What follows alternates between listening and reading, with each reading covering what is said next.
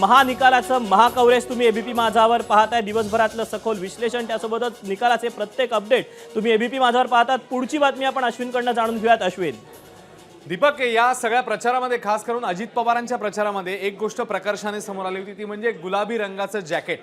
आणि उपमुख्यमंत्री अजित पवारांनी या गुलाबी जॅकेटचा वापर करून संपूर्ण प्रचार केलेला होता। यावरून ते काही वेळा ट्रोलही झाले, विरोधकांनी त्यांच्यावर टीका देखील केली। मात्र अजित पवारांना निवडणुकीमध्ये गुलाबी रंग वापरण्याची सूचना राष्ट्रवादीच्या सोशल मीडियाचं काम पाहणाऱ्या नरेश अरोरा यांनी केली होती। आणि याचं यश अजित पवारांना या निवडणुकीत मिळालेलं दिसतंय। स्वतः अजित पवारांनी देखील विजयानंतर महाराष्ट्राने गुलाबी रंग निवडला अशा शब्दात विरोधकांना उत्तर दिलेलं। अजितदादांना गुलाबी रंग निवडण्याचा सल्ला देणाऱ्या नरेश अरोरा यांच्याशी एक्सक्लुझिव्ह संवाद साधलाय आमचे प्रतिनिधी गणेश ठाकूर यांनी। बघूया। आज आपण पाहतोय ना, भूतो ना भविष्य असे 40-52 पैकी सर्वात जास्त स्ट्राईक रेट असणारा पक्ष या निवडणुकीमध्ये कोणता असेल तर तो असेल अजित पवार यांच्या एनसीपीचा।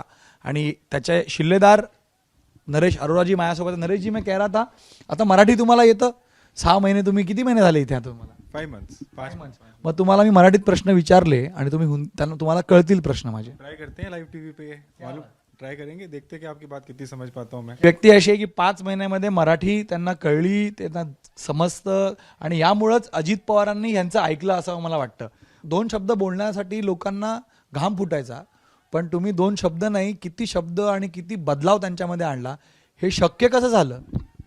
देखिए गणेश भाई, at the end of the day Ajit Pawar भी एक इंसान है और उनका जो रोल पहले था उस रोल में उनको एडमिनिस्ट्रेशन का काम ज़्यादा था। शरद पवार साहब वोट लेके आते थे और अजीत पवार साहब को एडमिनिस्ट्रेशन करना है, मंत्रियों का ध्यान रखना है, विधायकों का ध्यान रखना है। अभी उनका रोल बदल गया। अब वो पार्टी जब स्प्लिट हुई तो वैसा नहीं चल सकता था। तो अभी जो रोल उनकी ज़रूरत थी, जो रिक्वायरमेंट थी, वो ये थी कि भी वो लोगों के साथ मिले और लोगों के साथ वो वैसे नहीं मिल सकते जैसे वो एडमिनिस्ट्रेशन रन करते हैं। रियलिस्टिकली अगर बात करूँ तो 40 मतलब ऑलमोस्ट आपका 80% का स्ट्राइक रेट है। वो लग रहा था, मेरे को 25-30 तो हमको भी लग रहे थे, लेकिन 40-52 में से देखो, इस क्वेश्चन का आंसर 2 पार्ट्स में होना चाहिए। पहला, क्या हम 70-80 सीट नहीं लड़ सकते थे? हम भी लड़ाई करते, हम भी कुछ बात करते, हम भी कुछ कैंडिडेट डालते या अजीत पवार कैंडिडेट डालते तो वो लड़ते। ये पहले बात समझनी कि हमको कितनी सीटों पे लड़के जीतने की संभावना बनती है, ये अपने आप में पहले एक चैलेंज था। जब वो चैलेंज क्लियर हो गया पार्टी के अंदर, उसके बाद हमने 57 सीट्स पे कॉन्टेस्ट किया। उसमें हमारी कोशिश थी कि हम मिनिमम 65% स्ट्राइक रेट लाना हमको है। उस 65% स्ट्राइक रेट का मतलब था कि हम 30 से 35 के ब्रैकेट में रहेंगे। अगर ये नंबर 40-41 तक गया तो it is all thanks to Ladki Bahin योजना एंड ऑन ग्राउंड कैंपेनिंग। अस्तित्व और नेतृत्व, इन दोनों की लड़ाई थी अजित पवार की। अगर आज ये परफॉर्मेंस नहीं होता तो पार्टी शरद पवार के साथ है, जनता शरद पवार के साथ है, ये स्पष्ट होता। लेकिन आज अगर रिजल्ट को देखें, आपका एनालिसिस पूछना चाहूँगा, क्या आज सही मायनों में पूरी तरह से उन्होंने साबित कर दिया कि पार्टी एनसीपी के सही हकदार अजित पवार हैं? देखिए, इसमें जनता ने डिसाइड किया है।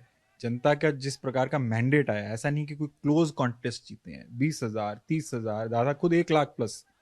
बारामती जो 65,000 माइनस थी, मैंने ट्वीट किया था, मैंने डीके साहब के लिए भी किया था, डीके शिव कुमार तब काम करते थे, क्योंकि वहाँ पे जहाँ दादा के यहाँ पे इनका एक रिवाज रहा है कि लास्ट सभा ये बारामती में करते हैं। तो आयरॉनिकली हमारी पहली कैंपेन की सभा अभी उसी ग्राउंड पे थी जब हमने 5 महीने पहले शुरू किया था, और वो सभा बहुत अच्छी नहीं हुई थी। तो उसमें सब लोगों को था कि शायद ये क्या कर पाएंगे, नहीं कर पाएंगे, खुद का भी सबका मॉरल था। बट लास्ट जिस दिन वो सभा, जब वहाँ पे हम थे उस महफिल में, उसके बाद मैंने वो ट्वीट किया था कि हम जो हमारे अंडरस्टैंडिंग, हमारी ग्राउंड टीम वहाँ पे जो थी, ये इस तरफ रहेगा। और मेन बात ये जो आपका क्वेश्चन है कि ये डिसाइड हुआ है कि नहीं हुआ, जिस तरीके का मार्जिन्स हैं, अगर 65,000 वोट से माइनस थे लोकसभा में और 1 लाख से प्लस आए हैं, तो आप रिवर्सल देखें उस तरफ कितना है। और उस टाइम पे भी परिवार के बीच में थी, इस बार भी परिवार के बीच में। आई think more or less things are clear now. Now let's see which way all of them go. Cameraman Deepesh महाजनसह गणेश ठाकूर, एबीपी माझा, मुंबई। एबीपी माझा, उघडा डोळे बघा नीट।